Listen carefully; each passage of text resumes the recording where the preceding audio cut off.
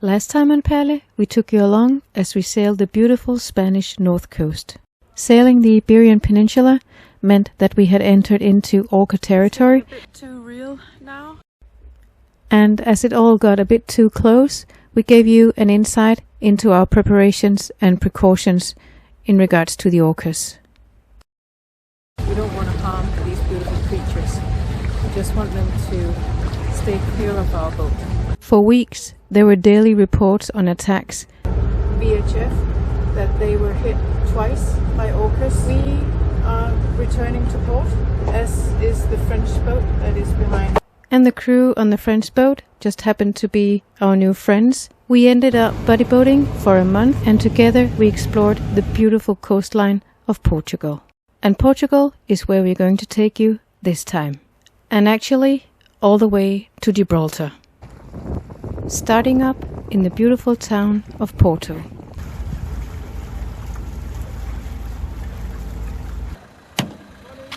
Morning. Morning.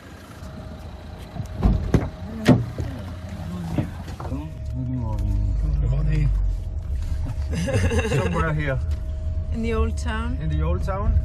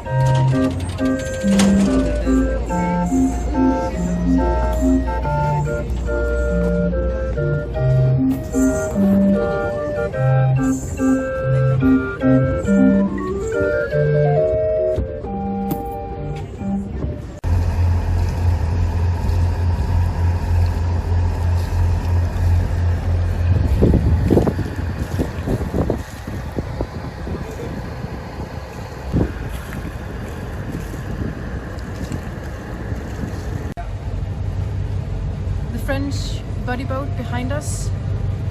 They just called us on the VHF that both of them, the couple, they had seen something white and black surfacing the ocean. So now we are three boats sailing very close together. You can see we have another boat here right next to us. We all went from the 20-meter line and we are now on 14 meters of water.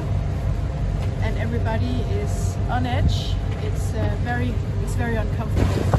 The reason that we are not going even further to shore than the 14 meters of depth we're in right now is because there is a big storm building up in the Azores, and we're on the outskirts of that. So what you cannot see on camera is that we are actually sailing in very high swells today that are pushing us towards the shore.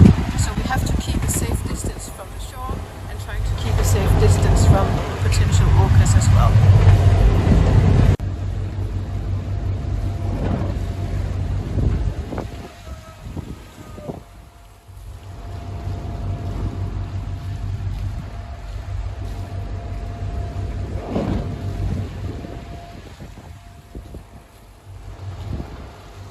Before the whole orca ordeal, it wasn't unusual that sailors would cut corners in the southern part of Portugal and on the final stretch towards Gibraltar. But because of the orcas and the recommendation of staying within the 20-meter line, we ended up hugging the entire coast. That meant navigating reefs, cliffs, currents, swells, and a never-ending amount of fishing buoys. They were extremely difficult to see, so we had to keep constant watch, because a fishing net stuck in one's propeller is something that any sailor dreads. Adding fog to that cocktail, and you're in for a navigational treat. Endnu en dag med tåge, så vi har fået radarvagt. And the reason why I'm lying here is because the radar is up there, so either I stand up, which gets really tiring. If I sit, I have to tilt my head back. That's not comfortable either. So I just found out that if I lie like this, I can see the radar perfectly.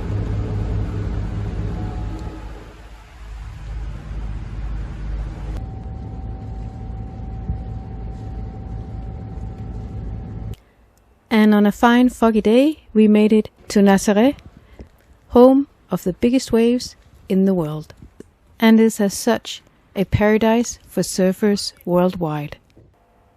The science behind this phenomenon of the biggest waves in the world is explained like this. The Nazare Canyon is a absolute amplification machine, and surfers worldwide know the value of an offshore canyon. This one's up to 8,000 feet deep, just a few miles offshore, and that allows the waves to come in at a much greater speed. Our visit wasn't as sky clear as it could have been, but that didn't stop us from having a good time and a great experience.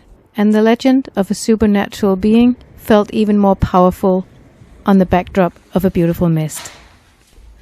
The local museum was a celebration of all the brave surfers that had conquered the biggest waves in the world. We salute you, brave surfers. From the dry land in Nazare, it was back out on the water, living our lives as full-time liveaboards.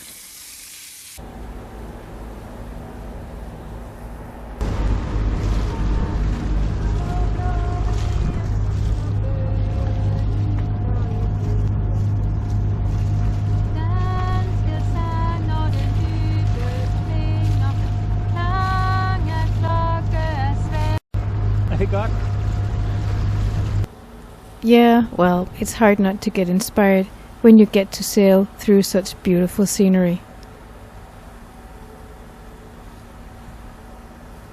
Our next dry land was Sines, the birthplace of the renowned seafarer Vasco da Gama. It is obvious, and for good reason, that they are proud of him. Vasco da Gama was a Portuguese naval officer who reached India by sailing south of Africa back in 1498. We can hardly claim to be sailors compared to this guy.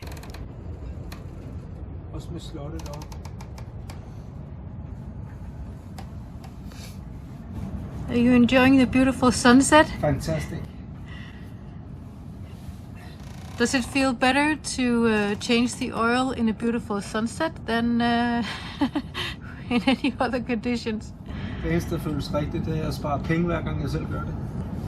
Nice. Og det er tredje gang. Hver 100 timer skifter vi olie. And with brand new oil on both engines, it was onwards to more adventures. And onwards to more fishing buoys.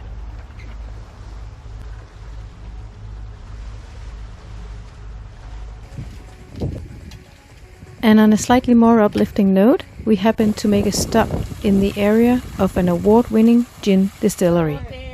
And after a few tastings, we got to interact with some kindred spirits.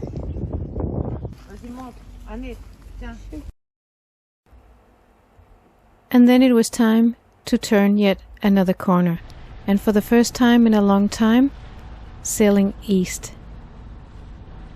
We left Portugal, and we definitely want to come back. Re-entered Spain and headed for Gibraltar, where we are going to prepare Perle and ourselves for our first big passage. As we got closer to Gibraltar, the traffic got pretty intense, and we got to practice our TCPA, time to closest point of approach, Just like in A Coruña, making it to Gibraltar felt like an accomplishment. Sailing all the way from Denmark in northern Europe to the southern tip of Europe. So this is day number 111, and we have made it all the way from Denmark to Gibraltar. So right behind me here and right in front of the boat we have the beautiful cliff of Gibraltar. Next few days we are going to prep Perle in order to get her ready to leave mainland Europe and head south to the Canary Islands to Gran Canaria. And that passage from Gibraltar to Gran Canaria is where we're going to take you next time. But in order for us to get ready for a passage, we need to do some serious provisioning, get Perle on the heart, and make sure that our new crew is up to speed with the functioning and safety of Perle. Then, and only then, we can set off into the sunset. And with that, we'll end this video. If you've enjoyed it, we hope you'll consider subscribing. Until next time, as always, take care, be safe.